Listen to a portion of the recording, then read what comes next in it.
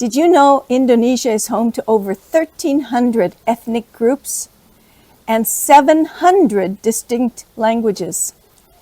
Thank goodness I only had to learn one new language, Bahasa Indonesia, the language that unites the whole country.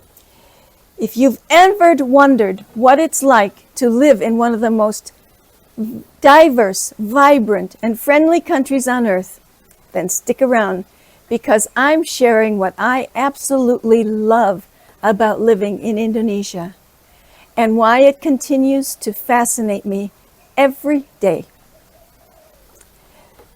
Trust me, once you know these things, you'll understand why this country has captured my heart for good. I came here for just a 3-month work contract way back in 1982. But when that job ended, I didn't want to return to the US. You see, an Indonesian man had already played with my heart, trying to grab it for himself. And 7 years later, when that relationship didn't work out, this country of stunning landscapes and friendly people had already captured my heart. So I stayed, and I was in for the adventure of a lifetime. I know some people might say, Indonesia, isn't that just a country with lots of traffic and pollution and corruption? And yes, those are some valid concerns. The country does face its fair share of environmental issues, cultural misunderstandings, and social challenges. But let me tell you, there's so much more to Indonesia than what you might see in the headlines. The people, the traditions, and the everyday experiences have made this place feel like home. Now, living in a foreign country is not without its challenges, and Indonesia is no exception. Moving to a place with a completely different culture, language, and way of life can be overwhelming at first. Yes, some of the initial challenges I faced as an expat included adjusting to the weather. I'm looking at you, heat and humidity. I have fans everywhere in my home. Figuring out local customs.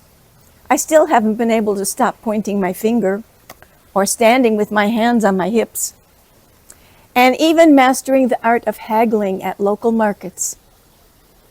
However, once I settled in and started to embrace Indonesia for all its quirks and uniqueness, I began to realize that the things that might seem difficult at first are often what make living in Indonesia such an adventure, and a pleasant adventure. Hi, I'm Kate, and this is my YouTube channel, KateGypsy. I hope you watch to the very end so you can find out all the things I love about living here. But if you want to get a drink, just put me on pause for a moment and then come on back. But maybe you'd be kind enough to give me a thumbs up and subscribe now. Thanks. And now let's get started and take a look at the things that I love about living here. First is the people and their warmth. One of the first things I noticed about Indonesia is how genuinely warm and helpful the people are. If you watched my video called A Life-Changing Start in Indonesia, you will have seen me describe how Indonesians rescued me when I was lost in those crazy city streets of Jakarta without enough taxi money. Yeah, those crazy streets. Yes, friendly Indonesians who didn't speak English rescued me and made a fantastic first impression about what it's like to live here. How could I not love it here after that? Whenever Westerners come to Indonesia, to the bustling streets of Jakarta, or to a quiet village in Sumatra, they'll be greeted with smiles.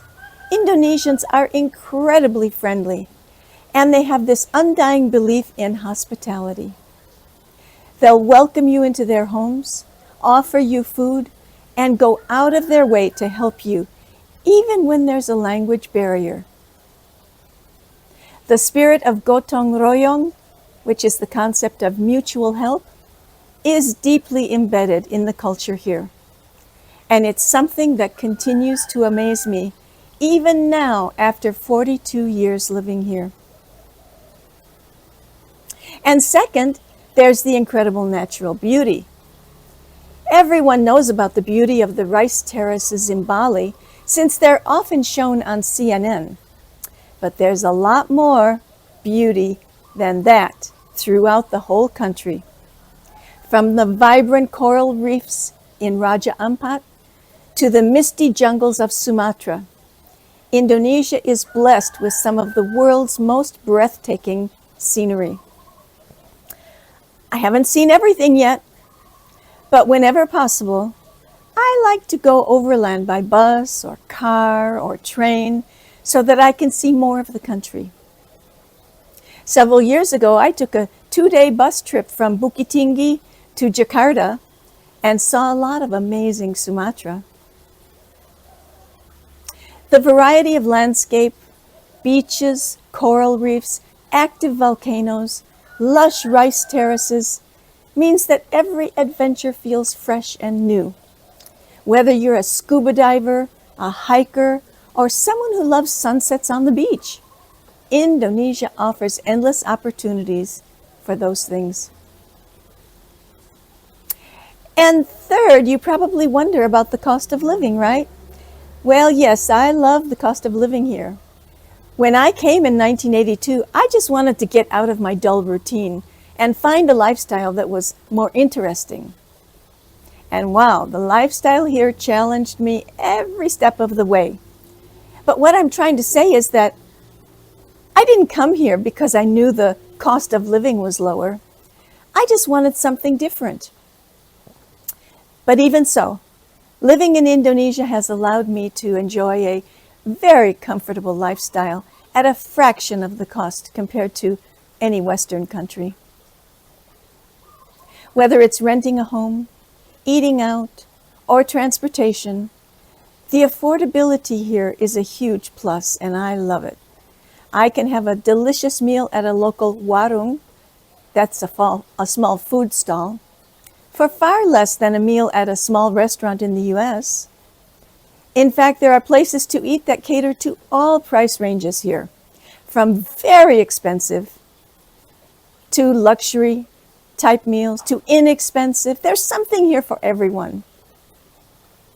And fourth, let's talk about Indonesian food since we're on that topic. The food in Indonesia deserves a section all of its own. Indonesian dishes are flavorful, aromatic, and incredibly varied depending on the region.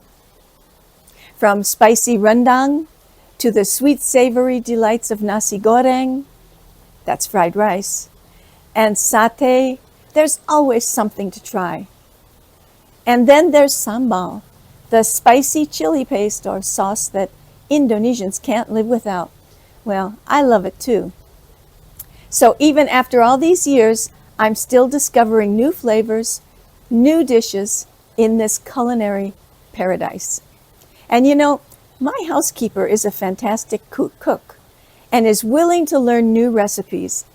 And no matter what we cook together, she always ends up making it taste better than when I cook it alone. Can you believe that? I always thought Texans made the best chili, but no, my housekeeper makes it better. The fifth thing is, of course, the laid-back lifestyle here. Yes, there's a sense of calm and flow that you don't often find in the fast-paced world of the West, where it's always hustle and bustle. Here, people take their time. There's less rush, less stress. And yes, there are times when that actually leads to frustration, at least for me, when things happen a little slower. But I've learned to appreciate and embrace this laid-back approach. It's like the universe is telling me, hey, Kate, slow down, enjoy the present, and just breathe. So number 6 is learning a new language. Now, I know that for some people, learning a new language might be a real stumbling block. But I look at it as fun. And although Bahasa Indonesia is considered a fairly easy language to learn, at least the basics, what's even more fun is how Indonesians appreciate your efforts. They love it when I speak Bahasa Indonesia. Even when I make mistakes, people are so encouraging. That makes learning the language feel less intimidating and more like a community effort. Plus, there's nothing like the sense of accomplishing something like ordering food in Indonesian or haggling at the market in the local language.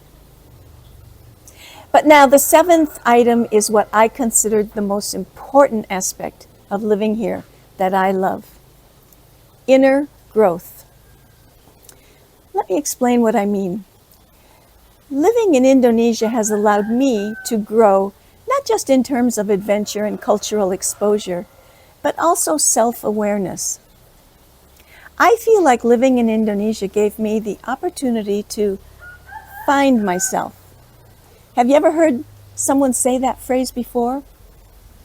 She wants to find herself. Years ago, when I said that to my boyfriend, I told him I wanted to find myself. He was dumbfounded. He truly had no idea what I meant. I suppose that's why that relationship didn't work out. But in hindsight, what I meant and was trying to say was that I felt disconnected from the person I thought I was, or maybe the person I thought I wanted to be. You know, finding yourself was a popular slogan when I was a young adult back in the late 60s. But this feeling of disconnection is still common among a lot of people in the US and maybe elsewhere. Many of my friends in the US feel like they have to conform to expectations. Sometimes expectations from family, sometimes from friends, or from society as a whole. And many of us spend our lives trying to fulfill roles that seem to have been assigned to us. We often don't stop to question whether these roles truly reflect who we are or who we want to be. And when we're in the States or in our home country, we don't stick out, we blend in. And friends and family often don't want to see anyone change. They want to continue just the way things are. They aren't even aware of how much they rely on seeing the same version of you every single day. Your parents brought you up to act in certain ways and might be offended if you decide to change. Friends are probably pretty comfortable that they know how you're going to act whenever you're together, go out somewhere. Remember, these aren't conscious attitudes. It's just that most people like to operate within the status quo. And so it can be incredibly difficult to embark on a journey of self-discovery while staying within your usual environment. When I was young, I had so many questions. Is this all there is? Am I living the life I want, or simply whatever life I was programmed for? Over the years, I made a lot of changes in my life. One of my brothers recently said to me that the only thing I've been totally consistent about over all the years is my love for dogs. And he was right. But it got me thinking about that. My dogs did always come first in my life, and they still do. But jobs? I can't even count how many jobs I've had. And then I'd gone back to grad school to become a psychologist. What delusion, huh? How could I have provided counseling to lost souls when I hadn't even found myself? And then when you're in a culture that's very different from the one you grew up in, you stick out. You don't blend in anymore. And you're more likely to recognize why you always felt disconnected. You learn about yourself in ways you never imagined. I can remember writing letters to my mom after I arrived here in Indonesia. And I made some comments that, in hindsight, I realize might have hurt her feelings quite a bit. I said things like, I think I was always supposed to be in Indonesia and not in the US. In a letter, that's what I wrote. Oh my God. I'm sorry now if I hurt her feelings with my comments, but at the time, I was learning more about myself because here in Indonesia, I stood out and I could evaluate myself. And every time I overcame an obstacle in this new culture, I found out more about who I was and who I wanted to be. I learned patience from waiting in line, dealing with delays, and adjusting to different traditions. I learned to let go of the small things and focus on what truly matters. So yes, I believe that living in Indonesia gave me an environment where I could become more of who I wanted to be. Could I have achieved this inner growth in a different country? Well, maybe. But I have no need to try and find out because I love living here. Indonesia is a country that can surprise you. It certainly surprised me, and it continues to challenge me and help me grow. Well, thanks for watching and hearing my things about Indonesia. I'd love to hear about your own experiences or thoughts about Indonesia or about self-discovery. Please make a note in the comments below. Bye for now.